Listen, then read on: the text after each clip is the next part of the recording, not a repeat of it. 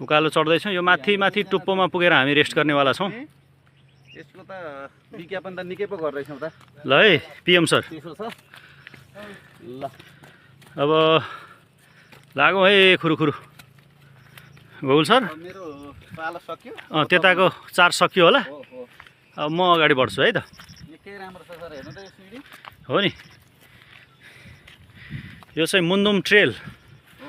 Mundhum trail भन्छ यो। यतिखेर चाहिँ फेरि निकै चिसो अँ हावाको चाहिँ यो स्पर्श गर्न पाइन्छ है। आहा,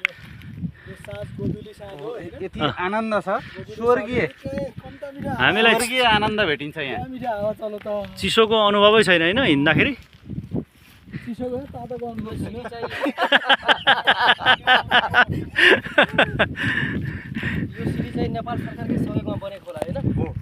त्यस्तो चिसो छ कि यहाँ हामी हिँड्दा चिसोको अनुभवै छैन।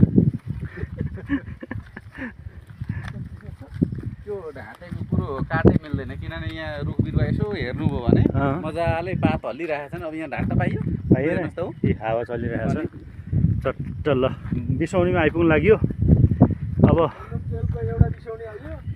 एक स्टेप हामी उकालो चढेपछि त माथि चाहिँ एउटा सेडमा पुगि पो हालिन्छ त। अब यहाँ एउटा टिकटक बनाएर गइन्छ फेरि हो यो बाटोको डिस्टेन्स हो यो। ल है ल अब यता वरिपरि हेरौँ। यो तल कुहिरो बसेको ठाउँ त्रिवेणी हो। त्रिवेणीमा कुहिरो बास बस्दैछ। अब यता अँधेरो अँधेरो अँधेरो अँधेरो हुँदैछ।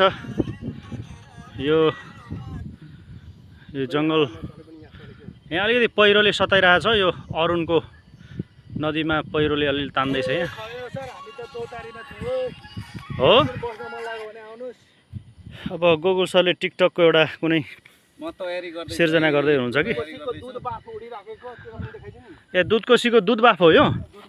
ए दुध बाफ। ल अब नयाँ नाम दिनु पऱ्यो नि कुहिरोलाई। चट्ट कुहिरोलाई दुध बाफ भन्दै। दुधकोसीको दुध बाफ हो। दुधबाट निस्केको दुधको बाफ हुन्छ। हो ल रमाइलो छ नि त अझै सर? एकदम रमाइलो छ। ज्यान पनि निकै घटेछ नि त अब यसरी हिँड्न थालेपछि। निकै घटाइदियो। निकै घट्यो होइन? हरेक बेलुका अब यो पदमार्ग एक राउन्ड एक चक्कर लाउने गरेको छ हामीले होइन नरेन्द्र सर? वर्ष बिताभन्दा अगाडिको यो अन्तिम नै हो। निकै ल साह्रै धेरै मजा पनि गर्छ आज चाहिँ। मजा ल। यता के छ पिएम सर? एकदमै रमाइलो छ। चिसो हावा चलिरहेको छ।